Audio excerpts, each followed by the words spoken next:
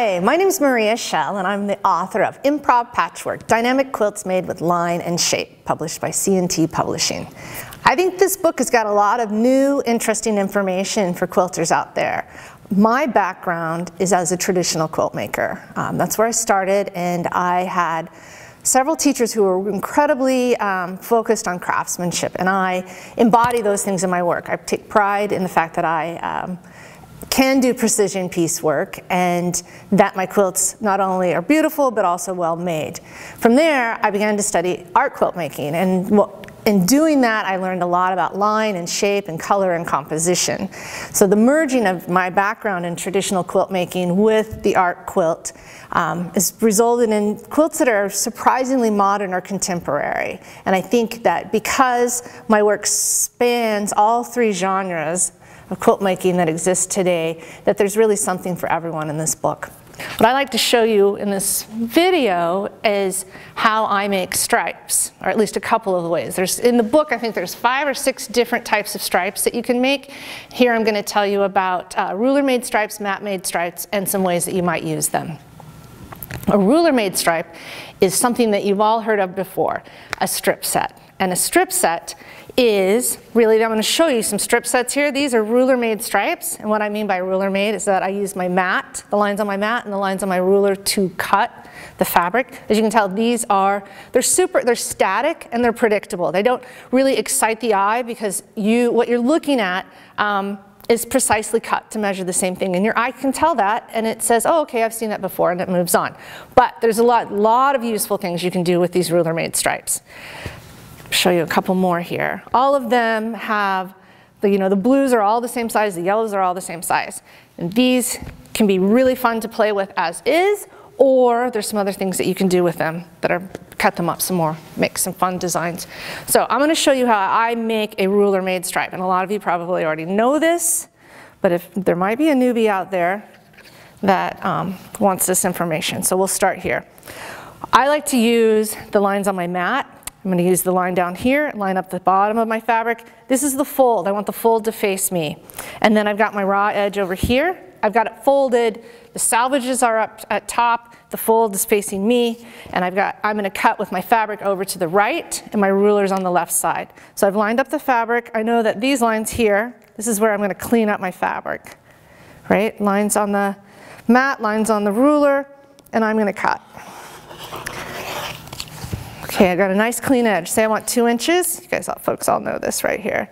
So then I cut a 2-inch strip. Now, things are going to change a little bit when we move into what I call mat-made stripes. With a mat-made stripe, what you're doing is you're using the lines on the mat to help guide you in getting approximately the same size piece of fabric. You're going to cut using those lines and no ruler. So to do a mat-made stripe, I'm going to line it up the same way. What I'm doing here, I've got this line here and like this line here, and I'm going to use those as my guides.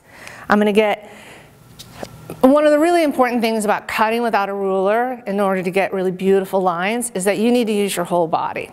I like this cutter because it gives me good visibility of where I'm cutting my line. I'm also, as I cut, I'm going to go forward with my line. If you cut like this, you're just going to end up with sloppy pieces of strips of fabric. So we're going to cut. See here, I've got this line. I'm aiming towards that line to give me more or less a straight line. As you do this more frequently, you can start to vary your line. Sometimes you'll get this, which I call a sloppy cut. And I'm going to come back in and smooth it out. This takes practice. Don't use your best fabric. When you start out, pick some fabric that you're not particularly fond of so that you can practice and get better, and then go to your favorite fabrics and cut it. Now the next line, and sometimes I will do this depending upon, like here we don't really have enough space to do it, but I will cut the fabric instead of having it 4 layers, I'm going to cut 2 layers. That's another way that you can get more control. If you're going to cut it that way, then you're going to be looking to see if, pretend I have a large cutting table. So I'm going to cut, same thing, I'm going to follow through, moving my whole body, smoothing out any sort of lumps that I might have.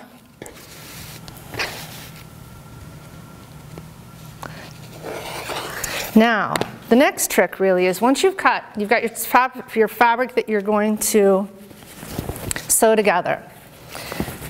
If I were at home, I would iron these creases out. I'm really picky about that, but we're going to pretend that crease doesn't exist there. All right, I'm going to cut another line, moving myself over the fabric. And you can see how there's some variance in that line. It's not exactly, it looks like it's about 1.25 inches here, and it's moved down to about 1 inch here at the bottom. That is okay. Now, when you go to your sewing machine to sew these two pieces of fabric together that you have cut without a ruler, you've got some wonkiness in it, right? You want to honor that. You don't want to compensate for it. So, what our natural inclination is if we've cut two pieces of fabric and they're not the exact same size and we want to stitch them together, we're going to go to the sewing machine and we're going to maybe sew like that. So this one is a super scant 1/4 inch and this is a regular scant 1/4 inch. I don't want you to do that. I want you to line them up. I like to put the top fabric over my left shoulder because that serves as a tension device. I'm going to feed it through the sewing machine and tug on it gently like that all the time. At the same time, I'm moving the fabric slightly so that it lines up and these both are the same, they're at the same edge. Then you're going to go to your iron and you're going to press them open. I usually press them to the side they want to go to and or the dark side. You really don't want to press your fabric to the white side unless you're going to immediately quilt it and bind it and not give it any chance to sort of get these little threads on the edges. These are mat made stripes. They're also what I call designer stripes, and they are the stripes that I use to make this quilt right behind me. For each of these designer stripes, and I'll lay these out so you guys can take a look at them, right? I tend to put a center color and then I mirror those colors out. So for example, this one it's pink, then we've got white, brown, white, red. When I do these sort of stripes, I'm going to make what I call a stripe recipe. And these are the stripe recipes for the quilt behind us, which is called Beachy.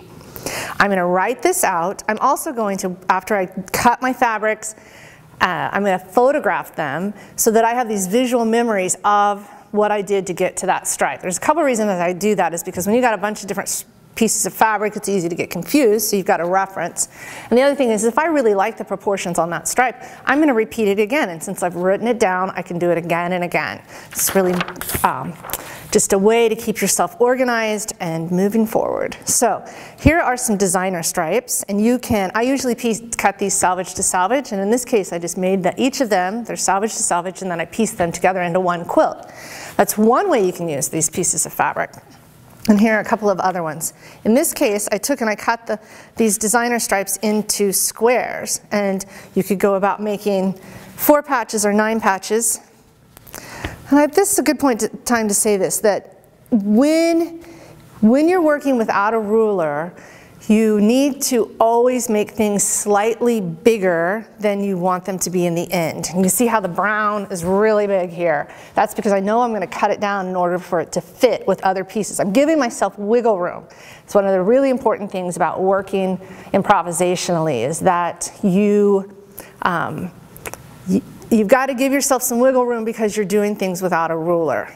And I think this is a good time for me to say, the book's called Improv Patchwork, but in some ways I feel like there should be in parentheses with intention. This is not a book where I just cut things up and sew them back together and say that, I've done improv. This is a book that really thinks thoughtfully about line and shape and color, and I'm using all those things very intentionally. So back to ideas, things you can do with your stripes. I wanted to share this with you. This stripe, if you make a stripe and you end with one color and then you've got a different color on the other end, what you can do is you can then cut that stripe. I'm going to do it here. So I'm going to cut it about 3 inches. And I am using my ruler. That's another thing, is I use my ruler, I don't use my ruler. I use my ruler, I don't use my ruler. It's all about what sort of effect I want to get. If I want it to be visually stimulating for the eye, there's going to be a long period in the process where I'm not using a ruler, but then there's going to be a point where I need to come back in and use the ruler to get things to fit together. So I've got a 3-inch stripe here, and I'm going to cut another one. So before, I had this stripe that's growing long this way, right? And it's got the stripes going this way. Now I've cut these, and I can stitch them together so that I have a stripe going this way that's only 3 inches wide, but is growing longer. So it's another way you can use your stripes.